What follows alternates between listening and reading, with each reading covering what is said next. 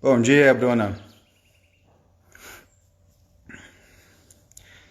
Levemente atrasado. Hoje a gente inclusive tem telespectadores ali, ó.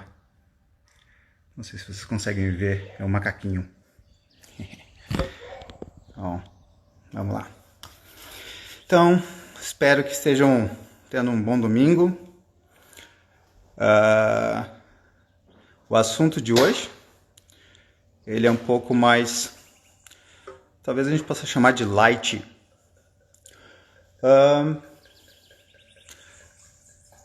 Ao mesmo tempo que não, mas vamos por partes. Então, inseguranças. Os macacos ficam se mexendo por aqui, esperando banana. Depois. Então, insegurança. Por que isso? Porque a ideia de insegurança, ela acompanha muitas pessoas. Todo mundo, na realidade. Só que a ideia é como lidar com ela. Como lidar com as inseguranças. Para nós lidarmos com as inseguranças, primeiro a gente precisa entender o que é insegurança. E muitas vezes o que está por trás da insegurança. E depois de entender tudo isso, a gente pode buscar ser mais seguro. Então, como sempre, eu vou começar com a definição de segurança. E eu sempre faço propaganda desse site maravilhoso. Não sei quem é que faz o site, mas o site é origemdapalavra.com.br. Eu gosto de procurar lá as definições, muitas vezes, etimológicas das palavras.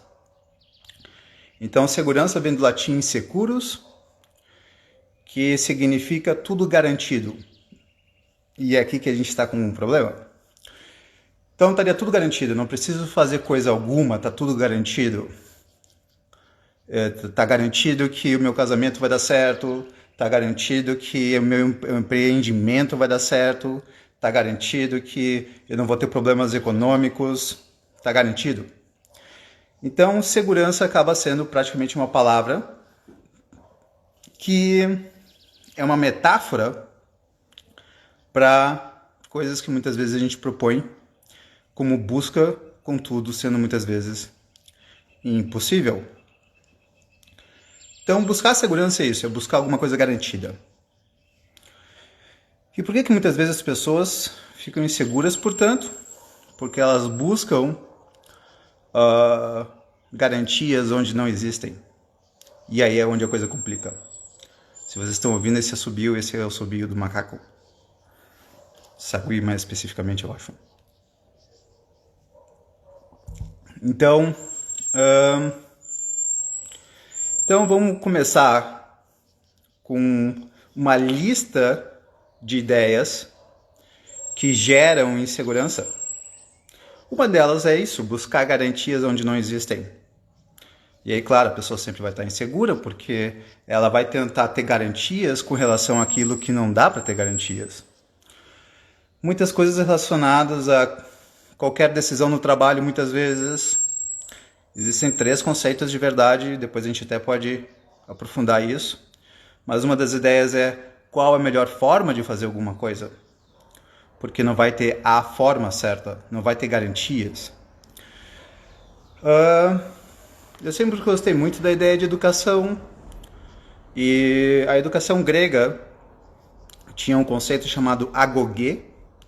Agogê seria uma educação específica de como uma pessoa deveria ser. E, claro, aí a discussão pode ser ampla. Como que uma pessoa deveria ser? Como que uma mulher deveria ser? Um homem deveria ter diferenças? Não deveria ter diferenças? É uma belíssima discussão, certo? Toda educação se baseia em 2 conceitos básicos. Que tipo de pessoa, homem ou mulher, não importa, eu quero formar. E o caminho para formar isso. O caminho para formar essa pessoa. Isso sempre vai ser discutido. Qual é uma das grandes formas de lidar com insegurança? De aprender a ser seguro? Bom dia, pessoal que vai entrando, bom dia. Uma das melhores formas de buscar segurança é aprender a lidar com a possibilidade da coisa dar errado. Então, é tentar não ser seguro, é esse o grande ponto muitas vezes. É não buscar garantias onde não for possível. É um misto de duas coisas. Eu sempre gosto dessa ideia, para mim é uma regra de ouro para a vida, que é, de um lado, a gente faz de tudo para a coisa dar certo, sabendo que não existem garantias. E, de outro lado, a gente acaba aprendendo a ter que lidar com o fato da coisa dar errada. Tá? Então, por um lado, eu vou me dedicar para a coisa dar certo, sem a menor dúvida. E nisso pode colocar qualquer coisa. De novo, eu quero dirigir e ter a certeza de que eu não vou bater o carro. Não existe isso. Eu vou dirigir, eu vou me dedicar, eu vou fazer de tudo para não bater o carro, mas estar preparado para bater o carro. Então esse é um conceito básico na vida, que é de fazer a coisa que for necessária para dar certo e estar pronto para dar errado. E a gente, no geral, só faz a primeira parte. Nós tentamos fazer de tudo para que a coisa, às vezes, fique dentro do nosso controle, para controlar o efeito, e o efeito sendo dar certo. E, não, obviamente, muitas vezes não vai dar certo.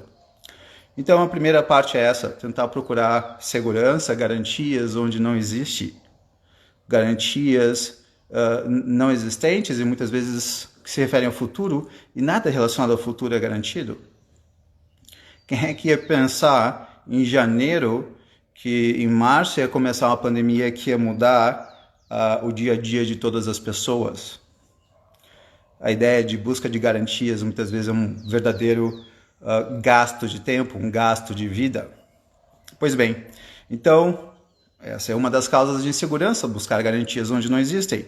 Uma outra é expectativas de perfeição.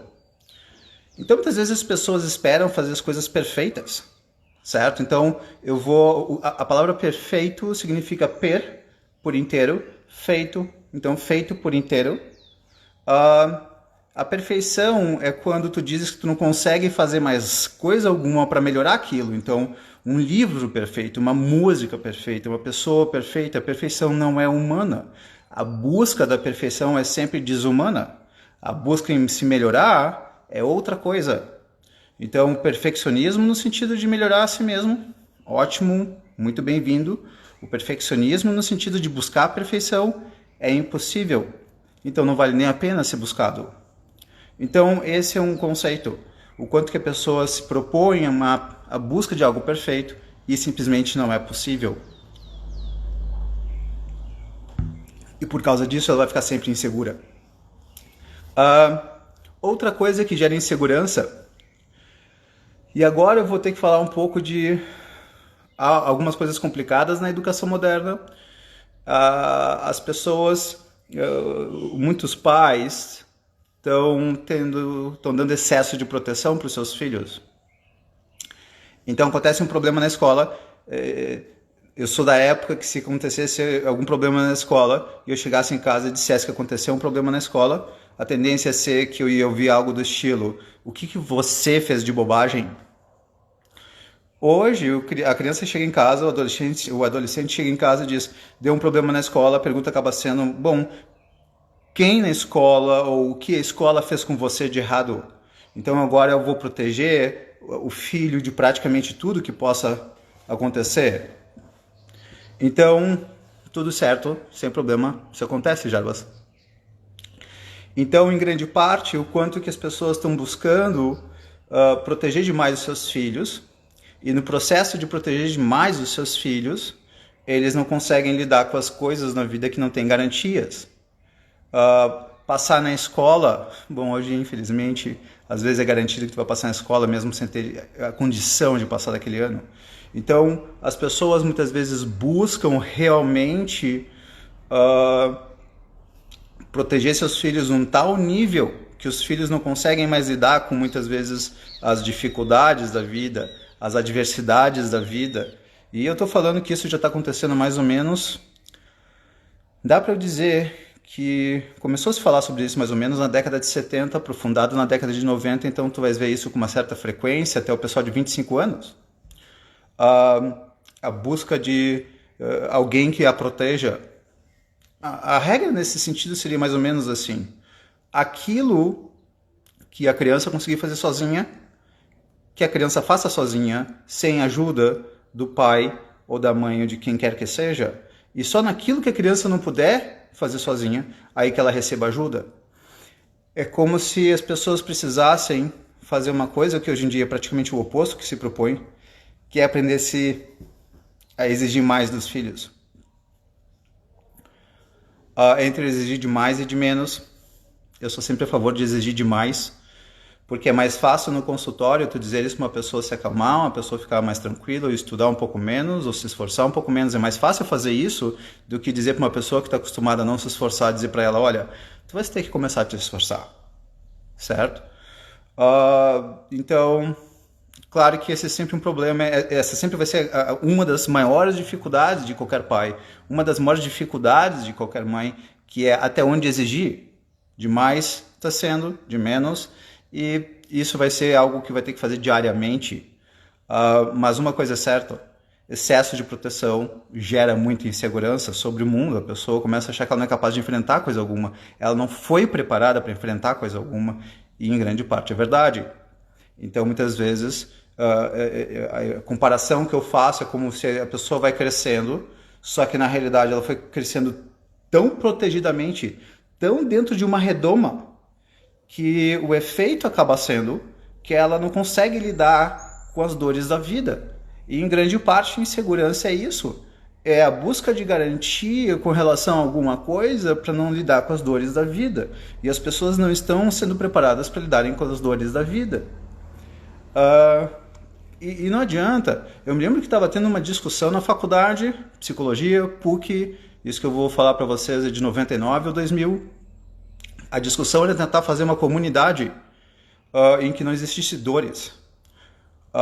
Uma comunidade em que não existisse comportamento coercitivo e variações. Eles estavam propondo uma cúpula maluca, que tem gente que ainda defende um pouco essa coisa de não vamos gerar dores ou frustrações ou variações nas crianças. Isso é um absoluto erro, porque a vida não é feita dessas utopias bobinhas que são colocadas muitas vezes por gente que deveria ser preocupada com a saúde mental. Quem que a princípio está mais preparado para ser exigido? Quem passou a vida inteira sendo pouco exigido, passando de ano na escola sem ter qualquer tipo de mérito. Não. Essa pessoa, quando chegar no vestibular e começar a ter que estudar um monte, essa pessoa, quando chegar no trabalho e ter que começar a trabalhar, estágio, mais faculdade, ela não vai conseguir lidar com isso. Ela pode começar a ter crises de ansiedade, que tudo bem, fazem parte da vida, sem problema. Quem não teve crise de ansiedade, o problema é muitas vezes que dá para preparar a pessoa para sofrer menos ou aprender a lidar melhor com isso. Então, aqui uma outra fonte de insegurança que pode ser só estranho agora, porque não seria para dar insegurança, mas sim insegurança. Excesso de elogio e pouca crítica. Então, a criança faz isso, ela é aplaudida nesse nível, e ela cresce achando que ela é a melhor na coisa. Só que a vida, ela não é fazer isso no geral e receber isso. A vida, no geral, é fazer isso e receber muitas vezes isso, pelo menos a curto prazo. Eu quero ser um profissional de mérito só fazendo a faculdade. Eu me divirto quando eu vejo pessoas que estão no final da faculdade e elas partem do pressuposto que elas já sabem tudo, como se a faculdade resolvesse essa parte. E tem uma frase do Renato Russo que eu acho ótimo. O Renato Russo, certamente um grande filósofo aí, que perdemos. Já não sou mais tão criança a ponto de saber tudo. Essa é uma ideia do Renato Russo que eu gosto muito. Então as pessoas querem aprender muita coisa com pouco esforço, e aí como elas não conseguem fazer isso, elas ficam inseguras. De novo, elas estão procurando na realidade o que não é da realidade. Por isso que eu gosto tanto de Rocky Balboa. Quem assistiu os filmes de Rocky Balboa tem sempre uma característica neles. E a característica acaba sendo de que tem um momento de muito esforço, e é isso que as pessoas precisam aprender a fazer, se esforçarem muito, mas não.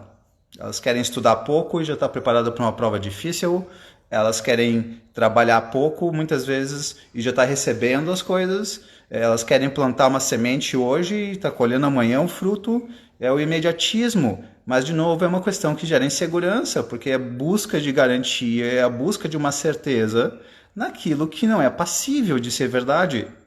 E é nesse sentido que a gente precisa ir cuidando. Há um misto, então, de vamos nos esforçar, com, além de esforçar, estar preparado para dar errado.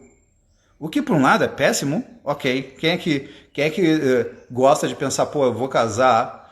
Eu me lembro de uma vez, e peço desculpas para vocês que talvez já tenham ouvido esse exemplo, mas é um exemplo que para mim é muito emblemático. Então eu recebi esse paciente, ele devia ter cerca de 27, 28 anos de idade, e ele disse para mim, eu estou aqui porque eu estou ansioso. Falei, ok. E ele disse, eu vou casar, eu estou ansioso. E eu pensei, bom, existem várias razões para uma pessoa, ao pensar em casar, ficar ansiosa. E aí eu pergunto, bom, mas qual é a tua? O que é que está te gerando ansiedade em relação ao casamento? Ele diz, bom, se eu casar, eu praticamente não vou poder me separar. Falei, bom, agora a gente está com um problema. A ideia não é as pessoas apenas estarem prontas para o sucesso. Em grande parte, o que a gente precisa é estar pronto para o fracasso. Então eu vou casar e vou estar pronto para me separar antes.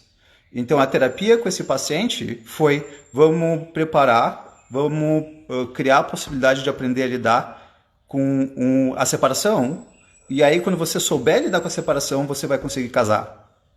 Porque senão o casamento vai virar quase que a representação de um cárcere privado, uma prisão. Então a ideia é, se dedique para a coisa dar certo, esteja pronto para ela dar errado. É esse o conceito. Então a ideia foi, uma vez que ele conseguisse lidar com a possibilidade da separação, ele ficou mais calmo para conseguir casar, e aí ele casou. Não sei se depois ele se separou ou não, mas a ideia muitas vezes é essa. O que é que nos provoca muito medo? O que é que nos provoca muitas vezes muita ansiedade? É que a gente não está pronto para lidar com os efeitos do fracasso. E aí as pessoas acham que muitas vezes existe a tal da autossabotagem. A autossabotagem é extremamente rara, ela é quase inexistente. O que existe é nós, com tanto medo de errar, nós começamos a não querer fazer. Então, na realidade, o começar a não querer fazer não tem a ver com autossabotagem, tem a ver com proteção. Eu quero me proteger da possível dor do fracasso. Aí a Bruna coloca uma das perguntas mais difíceis. Bayar, como aprender a perder? Primeiro, Bruna, a ideia de aprender a perder primeiro a gente precisa entender o que a gente de fato está perdendo. Então, digamos que eu seja um cidadão que diga assim, o meu problema com relação à possibilidade de perda do emprego é que eu vou ter que vender o meu carro. E aí eu pergunto para esse cidadão, o que significa o carro para você? E aí ele diz, é a representação que eu tenho de sucesso na minha vida. Eu tenho um carro de 300 mil reais, então isso significa que eu sou um homem bem sucedido. Se eu perder esse carro, eu sou um homem mal sucedido. Então o que eu estou perdendo? Essa sensação de ser bem sucedido por conta dessa minha ideia de que o carro representa isso. Então primeiro a gente precisa entender o que a gente está perdendo, e na realidade é mais do que entender o que a gente está perdendo, é o que significa o que nós estamos perdendo. Essa é a primeira pergunta. Eu atendi uma vez uma paciente e ela tinha a fobia de perder o filho, na realidade a fobia do filho morrer. E não adianta, se vocês disserem para um cidadão que tem fobia de avião, se vocês derem todas as estatísticas com relação ao fato do avião não cair, não vai convencê-lo. E tem uma hora que você tem que fazer o oposto. Não é mais estatística ou tentativa de garantir que o avião não vai cair, vamos lidar com a possibilidade dele cair e vamos entender o significado dele cair. Por que te dói isso? Então, aprender a perder, antes de qualquer coisa, a gente precisa entender o que está sendo perdido. No caso dessa mãe que tinha fobia de perder o filho, ela tinha fobia de ficar só, então eu tive que trabalhar a ideia com relação à possibilidade de ficar só. Ela tinha uma fobia de desenvolver culpa, com relação ao fato de que ela não teria protegido o filho, então o filho poderia ter morrido, então de alguma forma a culpa seria dela.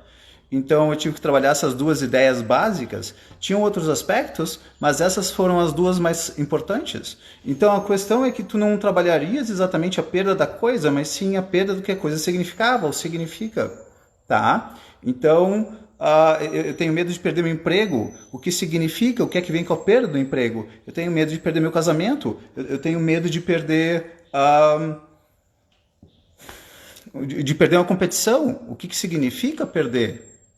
E aí, quando tu entenderes o que é que está por trás da perda, o significado da perda, aí tu consegues trabalhar isso, tá? Então, digamos que no caso dessa mulher que tinha fobia do filho morrer, parte da fobia era ela ficar sozinha.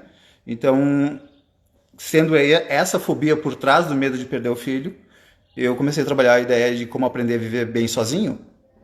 E aí uma série de ideias de como aprender a viver bem sozinho. De novo, pessoal, desculpa, essa é a 25ª live. Teve uma específica sobre como aprender a viver só, mas eu vou só falar meio rapidamente como é que a gente aprende a viver só. Basicamente fazendo duas coisas. Aprendendo a curtir a vida sozinho, ter prazeres sozinho, e aprender a ser médico do teu espírito dentro do possível. Por que dentro do teu possível? Porque é que nem dor de cabeça. Eu preciso saber minimamente que quando eu tenho dor de cabeça, talvez a melhor medicação para mim seja Neosaldina, o que é verdade. Tomar Tilenol para mim equivale a tomar uma bala, não adianta coisa alguma, para mim. E aí eu me perdi, a Cláudia tinha colocado uma coisa antes. Desculpa, Cláudia, tu colocaste ali depois lidar com frustração. Se tu puderes repetir o que tu colocaste antes, eu peço desculpas. A Flávia coloca... Em relação a esse exemplo dado agora, que se a pessoa não quer fazer, não é autossabotagem e proteção? Sim, exato. Certo se essa pessoa passa a se culpar e se condenar por não estar fazendo a ação? Basicamente, acaba acontecendo muitas vezes isso, então porque eu tenho muito medo de fracassar, eu acabo nem fazendo, então eu estou me protegendo, e agora eu posso me sentir mal por estar me protegendo? Sim, isso pode acontecer. Aí chega o Armando Dias, vivi no mundo de esportes, competições, ganhei muito, mas perdi muito mais. Isso me ensinou a aceitar que nem... Desculpa, Armando, se puderes ali complementar. Mas isso mesmo, cara. A ideia é exatamente essa. Vamos pensar... mas lá no pessoal é muito mais difícil. Pois é. A grande coisa, Armando, é a gente tentar pensar especificamente por que aquela dor... ela está sendo grande, o que aquilo representa, porque via de regra a verdade é que nós não entendemos o significado das coisas para nós, o quão intenso elas são. Por exemplo, muitas pessoas dizem, me dói muito quando o meu filho diz isso para mim, e eu pergunto por que te dói, e a pessoa diz, não sei. Quando uma pessoa oscilar de humor, não existe essas oscilações, como dizem aí tantas vezes. Foi uma oscilação que veio do nada. Não. Quando tu tens uma oscilação de humor, quando tu estás falando com alguém e de repente a pessoa muda de humor, alguma coisa aconteceu. Alguma ferida foi tocada. E é essa ferida que precisa ser olhada. Ninguém gosta de perder, todo mundo gosta de manter o que tem, todo mundo gosta da ideia de ter mais e mais e mais. Claro, quem não gosta disso, o único problema é que isso é impossível, certo? Então, a ideia, no lado pessoal, seria ter mais claro, Armando, o que exatamente eu estaria perdendo no lado pessoal. Eu perco um amigo, O que significa um amigo? Eu perco a minha esposa. O que significa perder minha esposa? Eu perco um casamento. O que significa perder um casamento? E esses significados, a gente não tem claro. A gente fala, eu sinto, mas eu não entendo. Eu sinto... Quantas vezes eu pergunto para uma pessoa, por que você ama seu marido, se é que você o ama, e a pessoa diz, não sei. Da mesma maneira que eu falo, porque você ama seu marido e a pessoa diz não sei, e o amor acaba e eu pergunto por que acabou o amor e ela diz também não sei. Então esse é o nosso nível de entendimento de quem nós somos. Nós sentimos e não entendemos quando é possível entender, tá? Então a dificuldade é do tamanho que imaginamos e não do tamanho que realmente é. Pois é, Flávia, acabamos criando monstros internos. Sem menor dúvida, Flávia, muitas vezes é o que acaba acontecendo. Muitas vezes a gente vai imaginar que uma dor ela é maior do que realmente seria. O oposto também é verdade. Tem gente que diz assim para mim, é tranquilo a ideia de... Eu lido bem com a ideia de morte, não tem problema algum, eu tô resolvido com isso. E aí daqui a pouco a pessoa desenvolve uma doença, descobre que tem câncer, e aí ela se apavora porque pela primeira vez ela está lidando com a possibilidade real da morte. A gente está no mês da prevenção de câncer, tratamento, enfim, todos os pontos relacionados. Não sei se na próxima live a gente pode falar de câncer, mas enfim, a gente pensa isso depois. Mas a ideia básica é essa. Eu gosto muito, enfim, como vocês já devem ter percebido aí, das palavras no sentido etimológico. A palavra saber, ela vem do latim sapere, que dá origem à palavra sabor também. Então, conhecer o fato de que vai morrer não significa saber que vai morrer. Então, a ideia seria, quando eu saboreio o fato de que eu posso morrer, aí sim eu vou saber se eu sei lidar com essa ideia. Porque todo mundo diz, eu sei que eu vou morrer um dia, isso não me incomoda. E aí daqui a pouco, quando vê a morte de perto, aí vem a fobia, vem o medo intenso. Então, muitas vezes, sim, a gente imagina um monstro pior do que de fato seja, e muitas vezes a gente imagina um monstro menor do que de fato seja. Tá? Mas isso aí vai ser caso a caso, enfim, e aí a gente precisa dar uma olhada nisso. Então, voltando lá, Bruna, dentro do que tu havias colocado sobre como aprender a perder, a ideia é essa. A gente precisa entender exatamente por que a gente quer o que a gente quer. Por exemplo, uma pessoa vira para mim e diz, Bayara, eu adorei esse lugar, e aí eu pergunto por quê? E a pessoa diz, eu não sei, eu sinto. E eu peço para ela começar a caracterizar eventualmente o que esse lugar tem de bom que levou ela a gostar do lugar. É a mesma coisa com relação a entender os nossos sentimentos em relação a tudo, em relação a todas as pessoas. Então, eu recebo uma paciente... Pessoal, vou dar um exemplo aqui, tá? Pesado, mas desculpa, é para a gente poder aprofundar. E o Armando coloca o medo de admitir que deu errado é maior que o medo de admitir que está sendo infeliz. Infelizmente, sim, velho, sem a menor dúvida. Muitas vezes acaba acontecendo isso, até porque vamos pensar numa história de admitir que deu errado o casamento. Por que eu dou tantos exemplos de relacionamento? Porque, honestamente, a nossa vida é preenchida com duas coisas, de uma maneira geral, no dia a dia de trabalho e no lazer, no nosso relacionamento, namorado, namorada, marido, esposa. Então, se qualquer um desses dois estiverem comprometidos, são duas belas fontes de depressão, ansiedade, sofrimento, enfim. Admitir que um casamento deu errado, muitas vezes a maior dificuldade não é exatamente apenas a ideia de admitir que deu errado, é agora o preço da separação, né? E por isso que muitas vezes as pessoas criam um monte de mecanismos para não terem que lidar com a realidade, porque se elas virem a realidade, elas vão ter que fazer alguma coisa. E é aí onde a coisa toda complica, né? Agora eu vou ter que lidar com a possibilidade de separação. Se separar é um abacaxi. É a melhor coisa que pode ser feita muitas vezes para uma saúde mental a médio e longo prazo, porque muitas vezes a curto prazo a separação dói mais do que qualquer outra coisa, mas a médio e longo prazo pode ser a melhor coisa que uma pessoa pode fazer na vida dela. Sofrer antes do problema acontecer, é isso? Jarbas, esse é um conceito super debatido, ele é muito bom.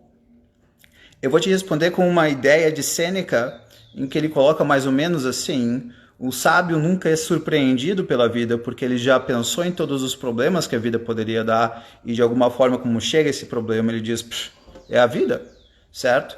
E dentro desses conceitos, a ideia ainda por cima é não apenas saber quais problemas podem dar errado, como também como lidar com os problemas caso eles deem errado, certo?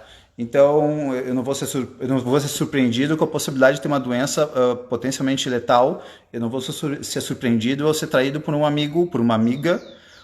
Eu não vou ser surpreendido ao ficar sem dinheiro. Eu não vou ser surpreendido uma coisa meio louca como a pandemia, mas a pandemia em si, ela não é o problema, mas sim como que a pandemia tocou diferentes pessoas de diferentes formas. Teve gente que ficou afetado financeiramente, teve gente que ficou afetado por causa do medo da morte, medo de passar o vírus para alguém da sua família morrer. Então, a minha ideia mais ou menos é a seguinte, Jarbas. Tem dores na vida que são comuns. Esteja preparado para lidar com elas. E quando elas acontecerem, você não vai ser pego de surpresa. Então, tu não vai estar exatamente sofrendo, tu vai estar te preparando para a possibilidade da coisa acontecer. Por exemplo, quem é que nunca foi traído na vida? Seja por um amigo, por um pai, por uma mãe, pelo marido, pela esposa. Todo mundo foi traído, é traído ou será traído. Ou tudo isso ao mesmo tempo, infelizmente em diferentes níveis. Então a ideia acaba sendo muitas vezes como lidar com a traição. E aí cada um vai precisar buscar esse caminho. E muitas vezes para mim perdoar é uma péssima solução para uma traição. Para mim, muitas vezes, uma boa traição deve ser apenas lidado com um afastamento. Nada demais. Sofrer por antecipação, aí tu colocas, Flávio, indica ansiedade. O problema muitas vezes não é sofrer, eu não vejo o problema das pessoas exatamente sofrerem, mas sim elas não entenderem o sofrimento e nem saber lidar com ele. Porque não tem como nós não sofrermos, é esse o grande ponto. A ideia é aprender a lidar com o sofrimento.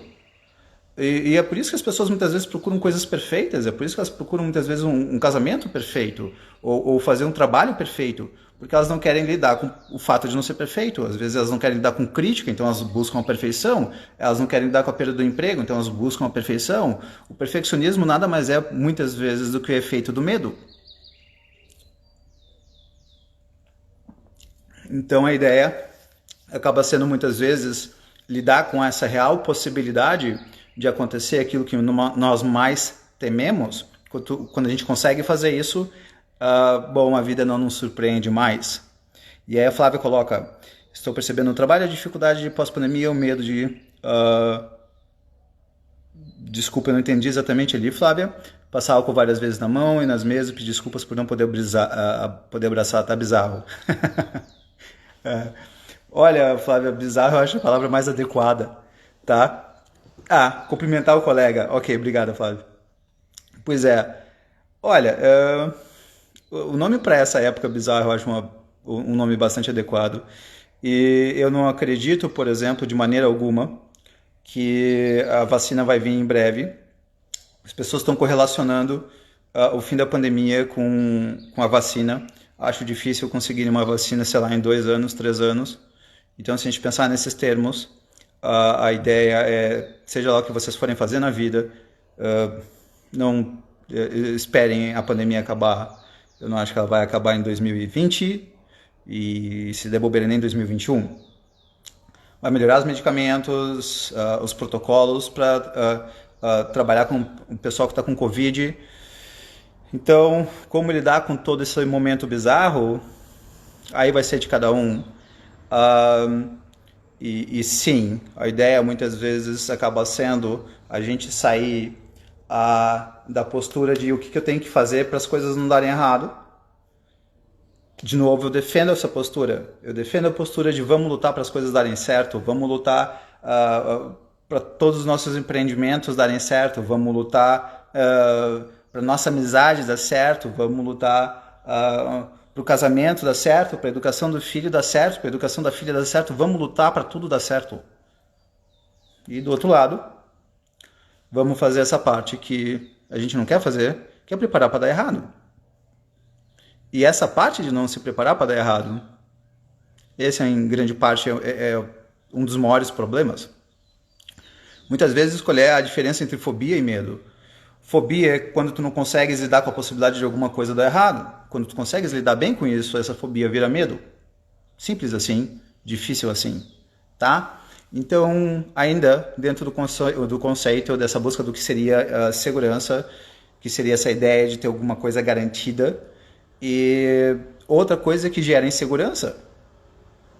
Eu quero dar uma palestra, escrever alguma coisa, quero ser gostado por todos e criticado por ninguém.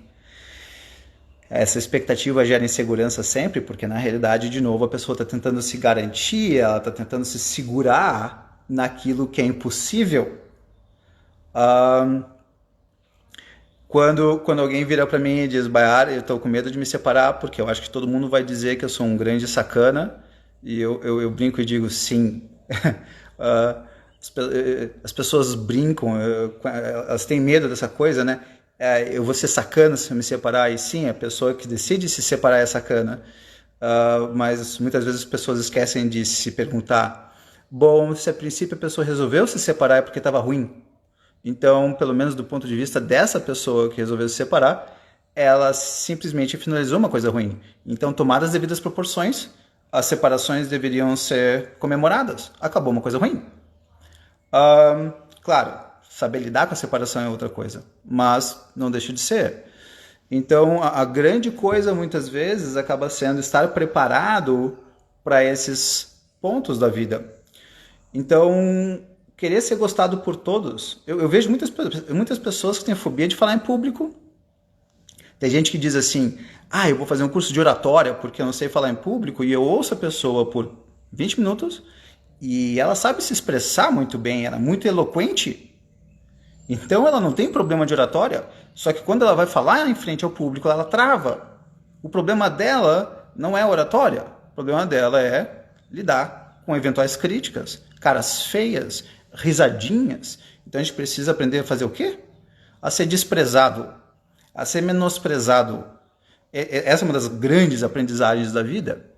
A Fernanda coloca ali, o mais difícil é fazer um movimento de mudança para superar uma separação, principalmente nessa fase de isolamento. Pois é exatamente isso, Fernanda. O problema é que essa fase de isolamento, se nós formos dizer que ela só vai acabar quando acabar a pandemia, barbaridade, imagina. Então, eu vou esperar acabar a pandemia para então me separar. A pandemia vai acabar em 2022, 2021, não importa.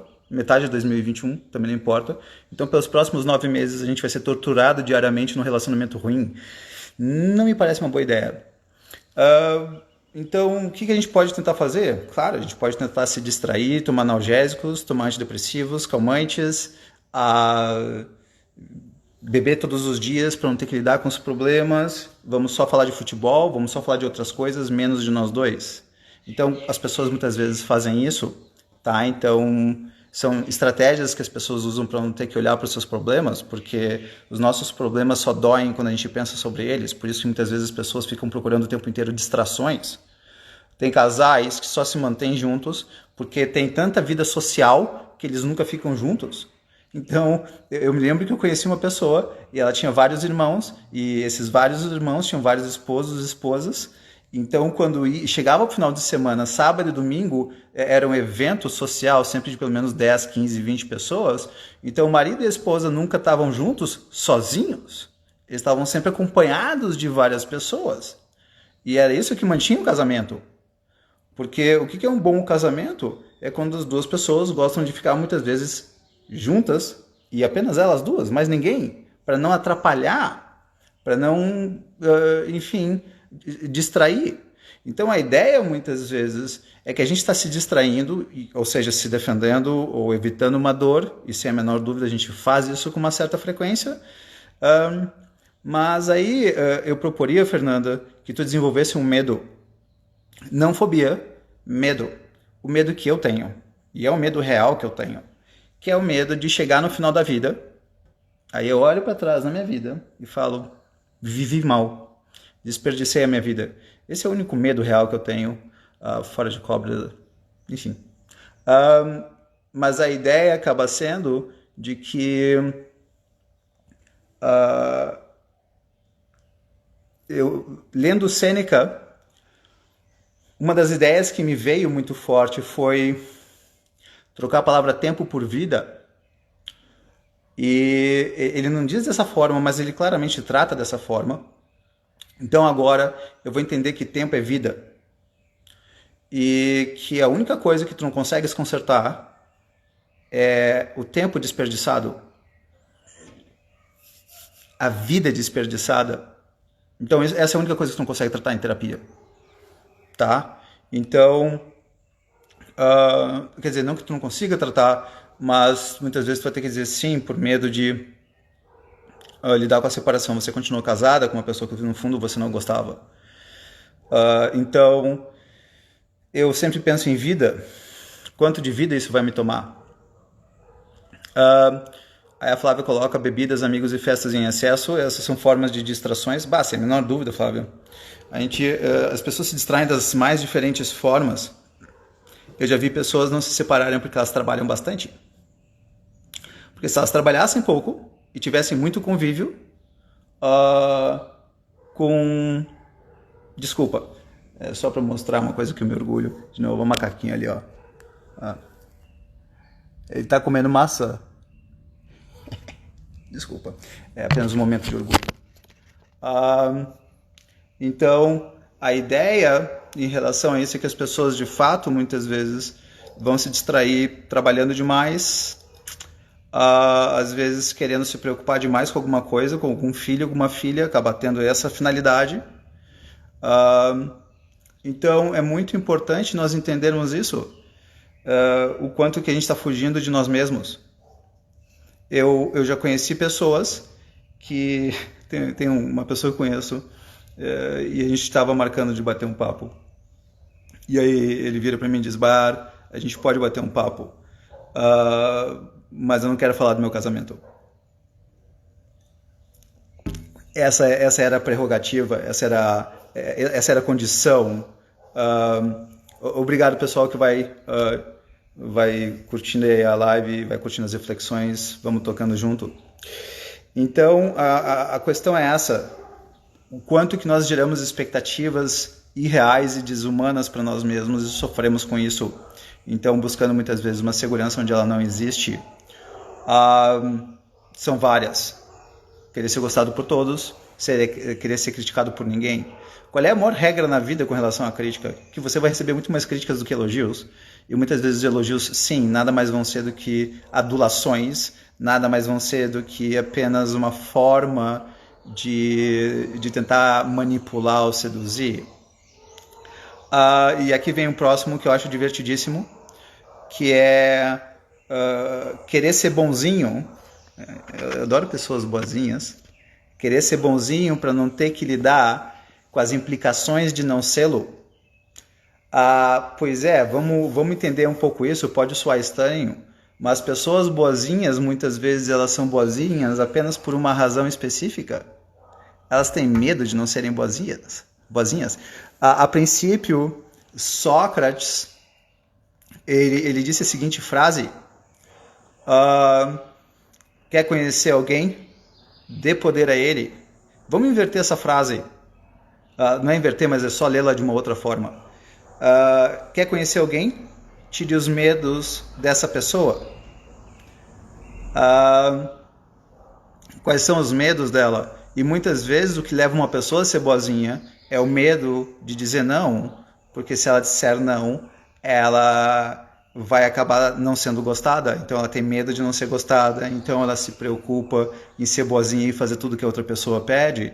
Se ela disser não, ela vai se sentir culpada, porque afinal de contas, a boa pessoa, ela precisa dizer sempre sim, porque senão é vaidade, isso é pecado, então a pessoa que diz não é má.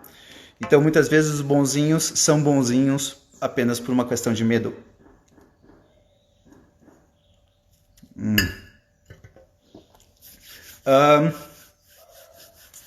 Coisa boa.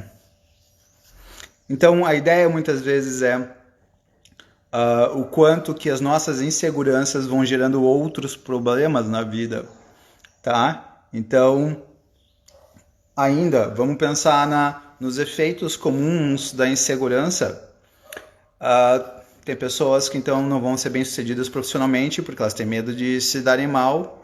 Tem pessoas que vão se manter em casamentos ruins porque elas têm medo de ficarem sós, porque elas não se seguram nelas mesmas. A ideia nesse sentido é aprender a se segurar em si mesmo e saber que muitas vezes a gente não vai conseguir evitar um problema. A ideia não é evitar um problema. Tudo bem, de novo, a gente pode fazer de tudo para evitar um problema. As pessoas mais metódicas, mais sistemáticas, mais planejadas, muitas vezes mais controladoras, são as pessoas que têm muito medo do erro, e tudo isso que eu acabei de dizer são apenas mecanismos para a pessoa não ter que lidar com esses erros. Elas querem ter a segurança de que a coisa vai dar certo, e de novo, sou super a favor disso, né? Completamente. Mas também eu sou a favor de pensar na possibilidade da coisa dar errado. Nós nos segurarmos em nós mesmos muitas vezes não significa que a gente vai ter a garantia de que não vai ter a dor. Eu sou a favor, e pessoal, desculpa, eu vou dar um exemplo agora que pode soar estranho, mas eu acho importante. É como uma pessoa que tem um verdadeiro pavor de levar um soco.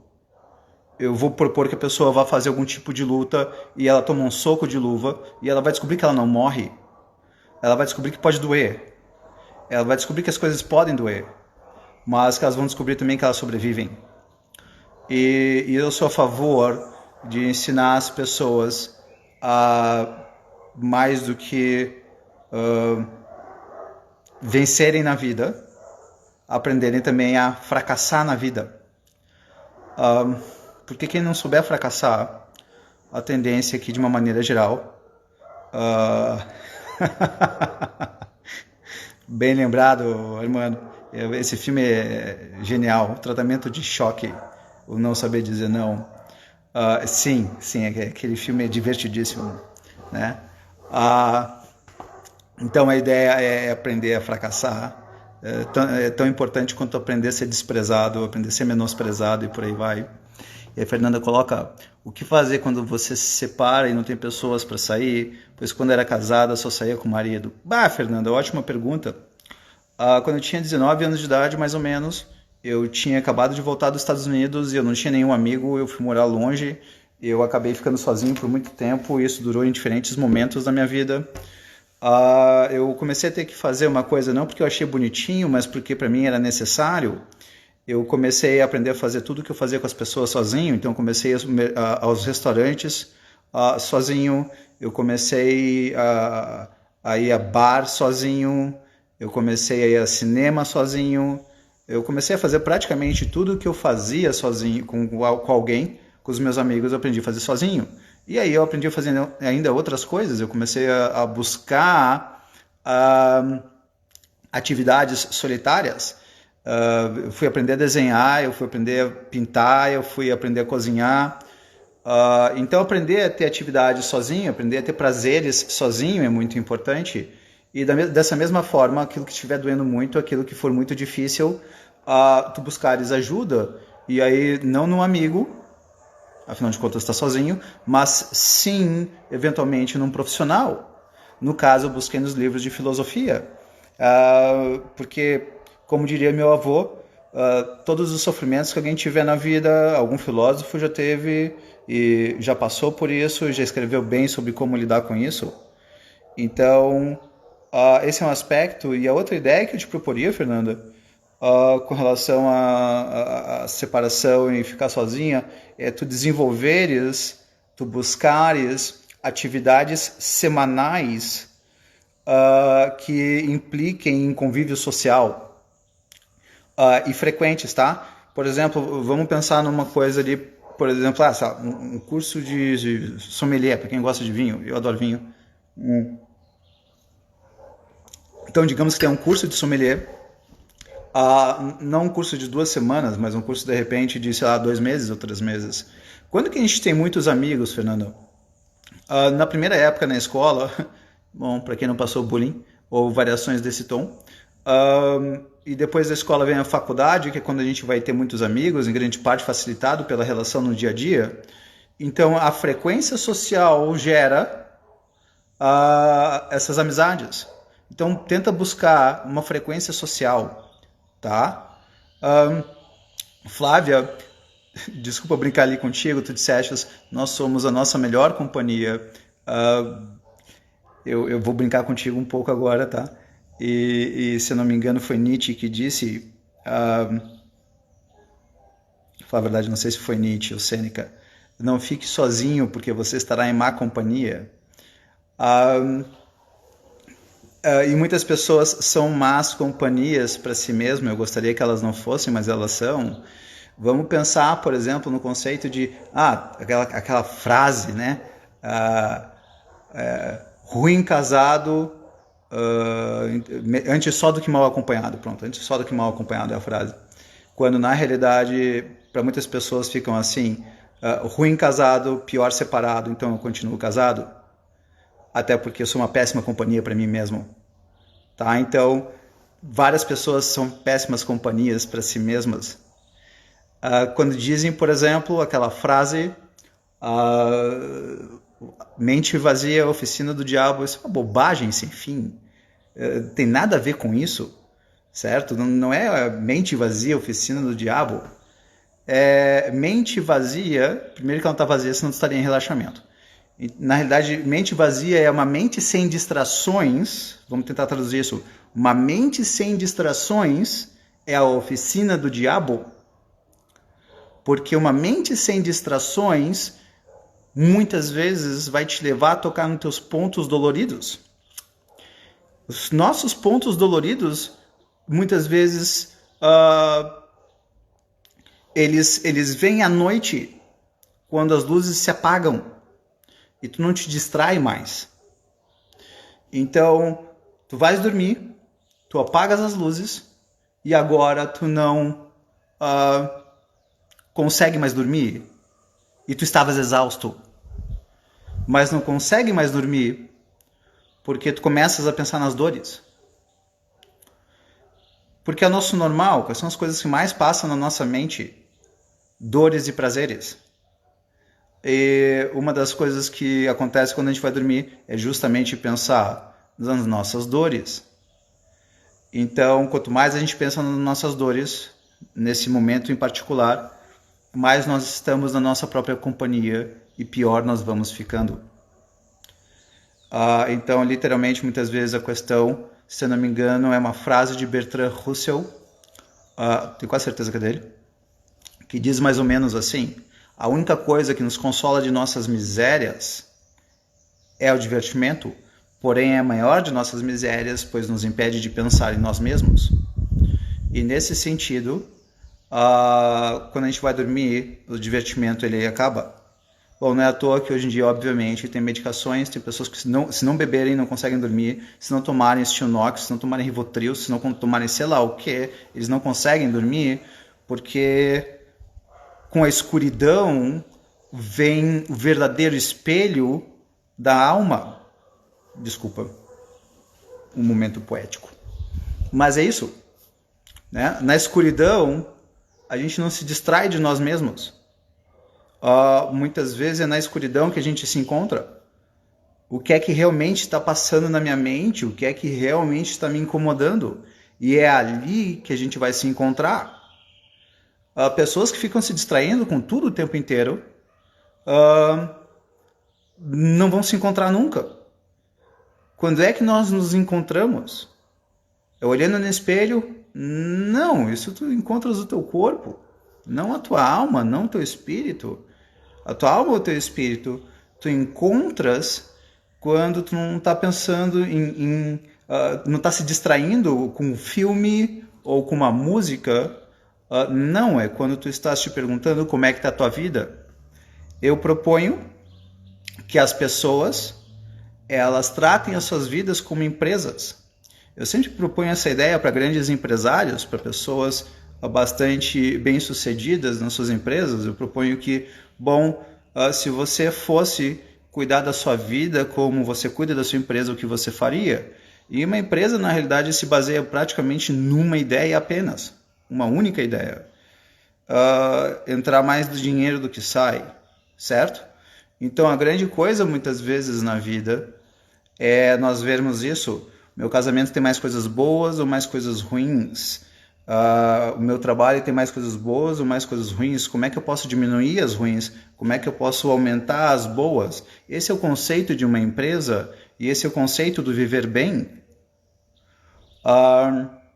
E fazendo as mudanças necessárias, e muitas vezes a gente precisa fechar uma empresa porque aquele problema não tem solução, certo? Vamos pensar, por exemplo, num casamento que tem tantas mágoas que essas mágoas não permitem mais a paz no casal, não permitem mais uma doação, um sorriso real, não tem solução. Fecha-se a empresa. Claro, aí para quem gostar de brincar com casamento 4.5, eu não sei se todos vocês já ouviram essa minha expressão no casamento 4.5, que é o casamento que eventualmente não tem brigas, ele não tem grandes discussões, ele é apenas um casamento que tem gosto de comida de hospital. Comida de hospital é nutritiva e sem sabor, pelo menos as que eu comi até hoje. Mas tudo bem, ela te nutre, mas é uma porcaria. Imagina chegar no final da vida dizendo eu passei minha vida comendo comida de hospital. Meu amigo, que porcaria.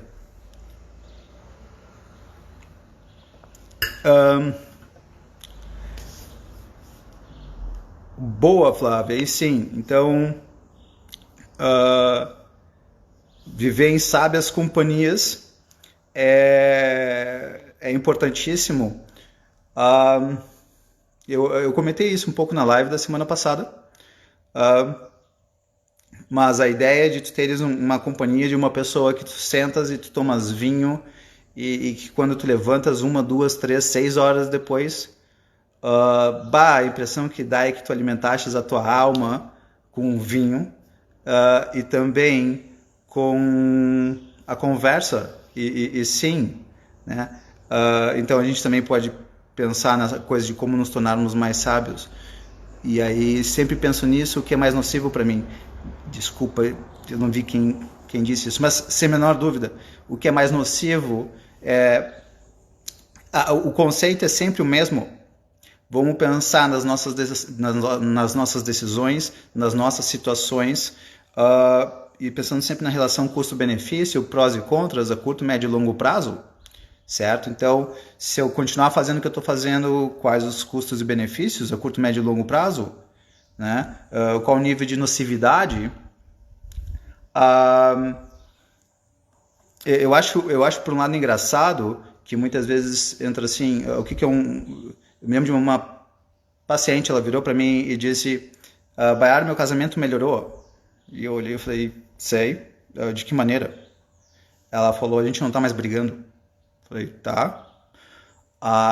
E vocês estão tendo bons momentos, vocês estão curtindo mais a vida juntos, vocês estão tendo mais prazeres, vocês estão dialogando melhor. Ela falou, não, a gente só não tá brigando mais. Certo. Então, um bom casamento é aquele que tem pouca briga ou nenhuma. Definição complicada essa, né? Mas, enfim, cada um eventualmente vai ter seu critério para dizer o que é um bom ou não casamento, certo? Então, teve uma vez que eu ouvi essa frase do Osmar, que foi um desses grandes amigos sábios que era com quem eu sentava e tinha a sensação de ter me alimentado enquanto eu conversava com ele. O Osmar morreu em 2006, com 68 anos de idade, um grande amigo. E ele um dia falou uma frase que eu nunca me esqueci. Ele disse assim, Bayar, às vezes o que o paciente mais quer é descobrir que ele está sendo traído. E eu falei, de onde tu tiraste isso, Osmar? Aí ele deu uma explicação que, enfim, porque se ele descobrir que ele está sendo traído, aí sim ele tem uma real razão para se separar. E a ideia foi ótima, e muitas vezes é isso. O casamento 4.5 mantém um baita de um tempo, porque as pessoas muitas vezes não têm reais razões para se separarem. Pessoal, o Instagram acabou de me dar 15 segundos. Foi um prazer, tá? Espero que tenha tido alguma utilidade essas reflexões. De novo, eu aceito propostas de temas. E é isso aí. Um belo domingo para vocês. Bons amigos e boa companhia.